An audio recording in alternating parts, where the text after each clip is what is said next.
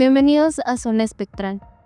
Hoy nos adentramos en uno de los temas más oscuros de la criminología, los asesinos en serie. México, un país rico en cultura e historia, también ha sido escenario de crímenes que han conmocionado al mundo. En este video exploraremos los casos de los 4 asesinos en serie más terribles del México contemporáneo. Sus historias son escalofriantes, sus métodos brutales y sus motivos en muchos casos siguen siendo un misterio. ¿Estás listo para adentrarte en la mente de estos criminales? Comencemos.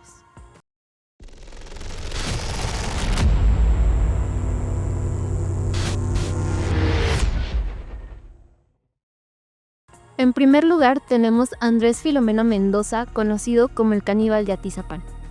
Este hombre de 72 años parecía un vecino común y corriente en el municipio de Atizapán, al norte de la Ciudad de México. Sin embargo, detrás de su fachada de activista comunitario y buena gente, se escondía uno de los feminicidas más brutales de la historia de México. El caso que lo llevó a ser descubierto fue el de Reina González Amador, una mujer de 34 años a quien Mendoza conocía bien.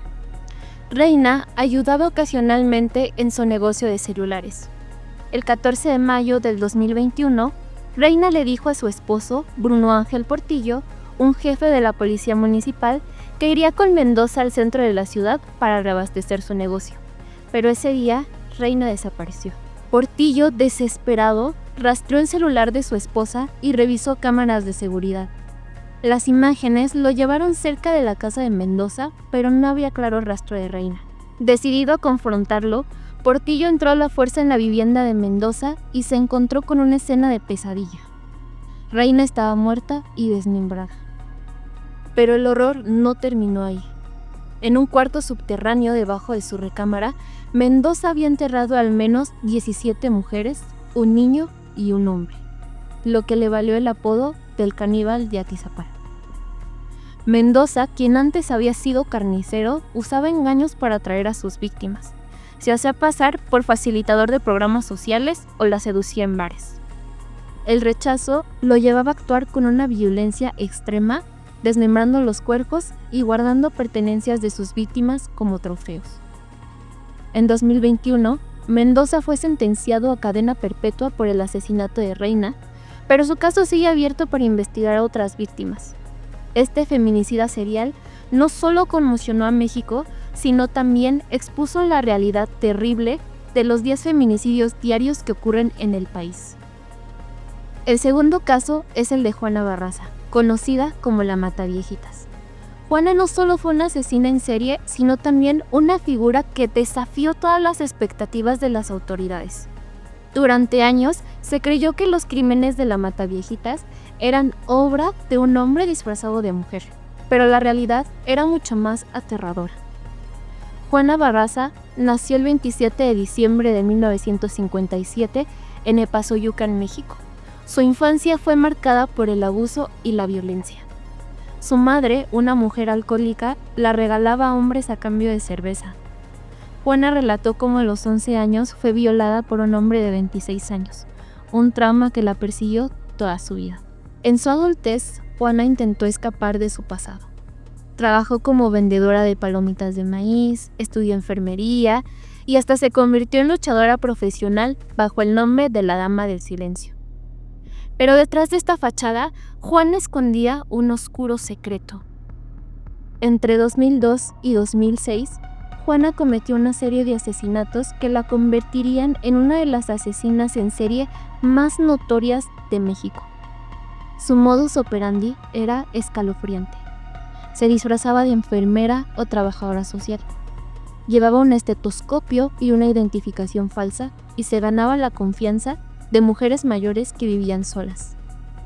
Una vez dentro de sus hogares, las golpeaba, las apuñalaba y las estrangulaba con el estetoscopio. Luego robaba sus pertenencias y huía.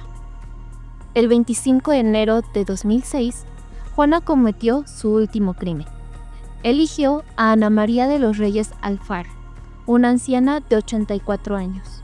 Pero esta vez, el inquilino de Ana María la sorprendió en el acto.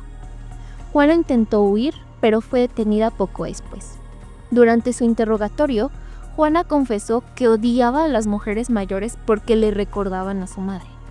Aunque inicialmente alegó necesidad económica, luego admitió que sus crímenes eran un acto de venganza por los abusos que sufrió en su infancia.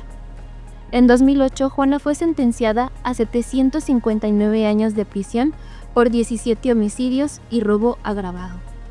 Aunque negó su participación en otros crímenes, se cree que pudo haber asesinado a casi 50 mujeres. Hoy Juana Barraza sigue en prisión, donde se ha convertido en una figura icónica, inspirando canciones, series y documentales. Pero para las familias de sus víctimas, su nombre sigue siendo sinónimo de terror. En tercer lugar tenemos a Daniel Arizmendi López, conocido como el Mocha Orejas. Nacido el 22 de julio de 1958 en Morelos, Arizmendi inició su vida criminal en la adolescencia, robando autopartes y vehículos en los suburbios de la Ciudad de México. Pero su carrera delictiva dio un giro oscuro cuando, junto a su hermano Aurelio, se unió a un viejo secuestrador conocido como la Víbora. Su primer secuestro fue el de un empresario. Aunque la familia pagó el rescate, los hermanos Arizmendi decidieron asesinar a la víctima y abandonar su cuerpo en una calle de Chalco. Este crimen marcó el inicio de una carrera mortal que los convertiría en uno de los grupos de secuestradores más temidos de México. Entre 1995 y 1998, Daniel Arizmendi y su banda secuestraron a casi 200 personas. Su modus operandi era brutal. Si las familias no pagaban el rescate a tiempo, Arizmendi mutilaba a sus víctimas. Cortaba orejas y dedos que enviaba a los familiares como advertencias. Estas acciones le valieron el apodo del Mocha Orejas. Arizmendi no actuaba solo. Su banda estaba compuesta por familiares y amigos que ayudaban en los secuestros, las negociaciones y el cobro de los rescates. Sin embargo, su brutalidad no tenía límites. Muchas de sus víctimas, incluso después de pagar, eran asesinadas. En 1998, Arizmendi fue finalmente capturado. Durante su juicio se reveló que había acumulado una fortuna millonaria gracias a sus crímenes. Fue sentenciado a más de 200 años de prisión, pero su legado de terror sigue siendo recordado como uno de los capítulos más oscuros de la historia criminal de México.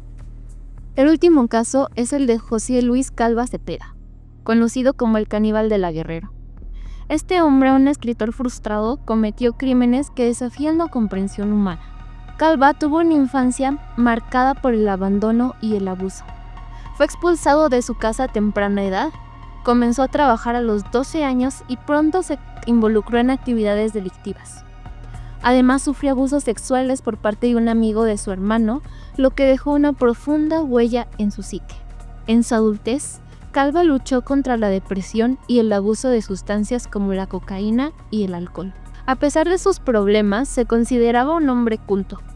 Escribía poesía, obras de teatro e incluso actuaba.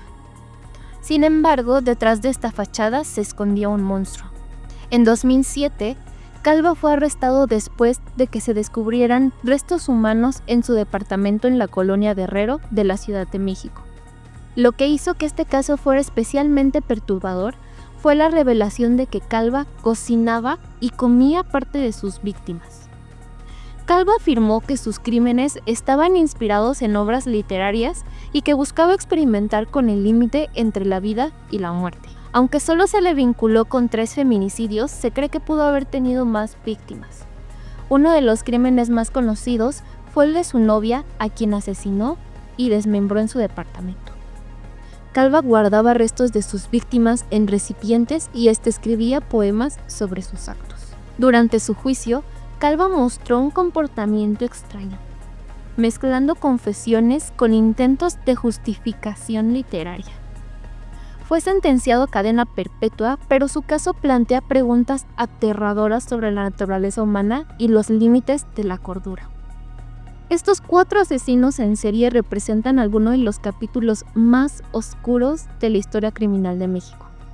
Sus crímenes no solo dejaron un rastro de dolor y destrucción, sino que también plantearon preguntas inquietantes sobre la mente humana y las condiciones que pueden llevar a alguien a cometer actos tan horribles.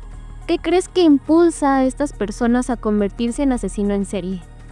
¿Fue el entorno, la genética o algo más profundo? Déjanos tus teorías en los comentarios y no olvides darle like a este video si te gustó. Suscríbete a Zona Espectral para más contenido sobre misterios, crímenes y fenómenos inexplicables. Hasta la próxima, mantente alerta porque el mal puede estar más cerca de lo que piensas.